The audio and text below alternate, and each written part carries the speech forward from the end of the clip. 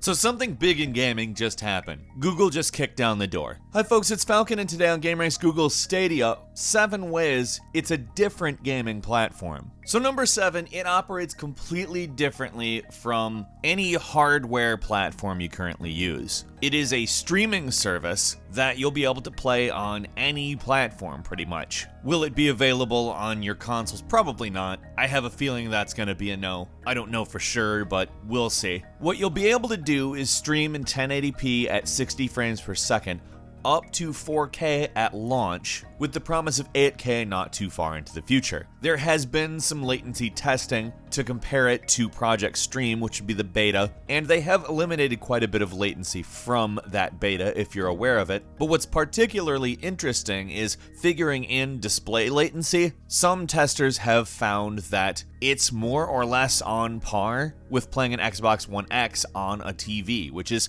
pretty impressive. The specs are very high compared to today's gaming consoles, which is very nice.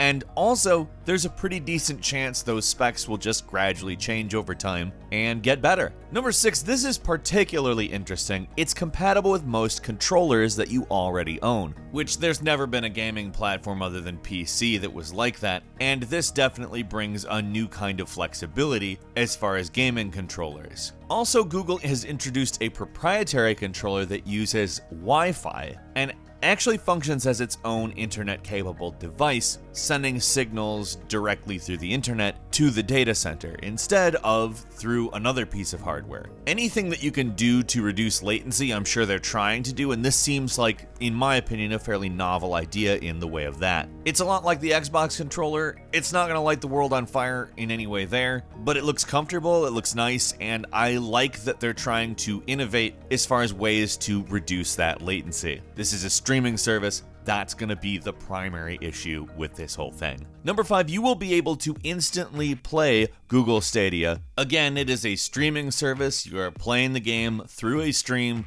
Therefore, you have no reason to ever install a game, to download a game, or anything like that. And you'll also be able to instantly switch between TV, phone, laptop, and whatever else it supports, which is very cool. This kind of convenience has really ever sort of been theoretical. We've said the words Netflix for games 100 million times at this point, but that's what this is actually that. We're actually at that point. If this works, that's what this is. Number 4, we could see the revival of couch co-op thanks to this system. They've created a, function called Stream Connect, in which not only do you play this split screen, but you're actually running multiple instances of the game, meaning every single player on split screen is going to be playing it as if it was their own game, and I think that's brilliant. I love that. At least that's how I understand it currently. It sounds like a really good idea, because in theory, any game that has any kind of multiplayer then becomes a split screen couch multiplayer game that everyone can play at a party.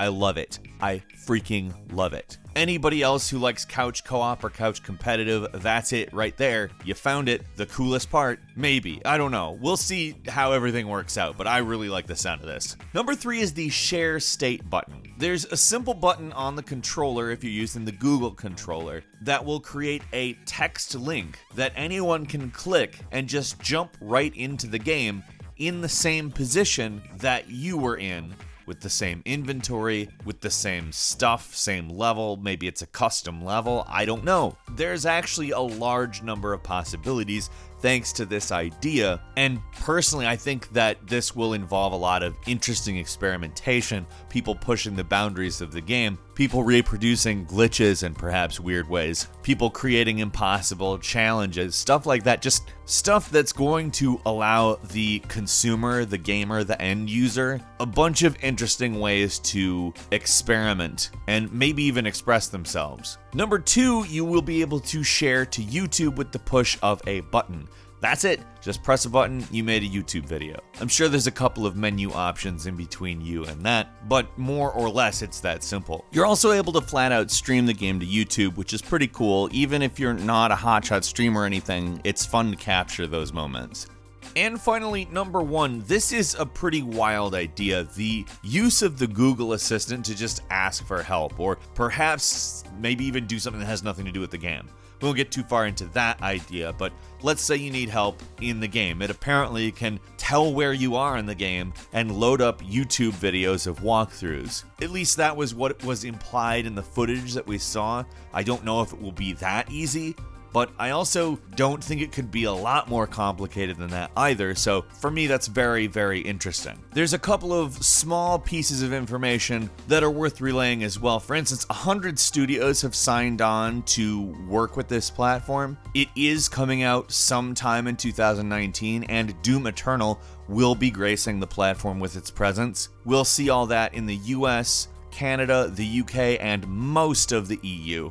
Not all, but most. And another very interesting development is that Google themselves have set up a game studio to create exclusives for the platform. Whether or not we're going to get God of War or Game of War out of them, I don't really know, but I'm certainly interested to see how serious they are about first-party titles. What do you think of this? We don't really even know exactly what to think yet. I'm pretty cautiously optimistic, but we've all got some concerns about it. For instance, the fact that a lot of people in the United States have bad internet or no internet, but that's something to talk about in a different video. Let's talk in the comments, and if you like this video, don't forget to click the like button. If you're not subscribed, now's a great time to do so. We upload brand new videos every day of the week, and the best way to see them first is, of course, the subscription. So click subscribe. Don't forget to ring the notification bell, and we thank you very much for watching this video. I'm Falcon. You can follow me on Twitter at Falcon the Hero. We'll see you next time, right here on gameranx.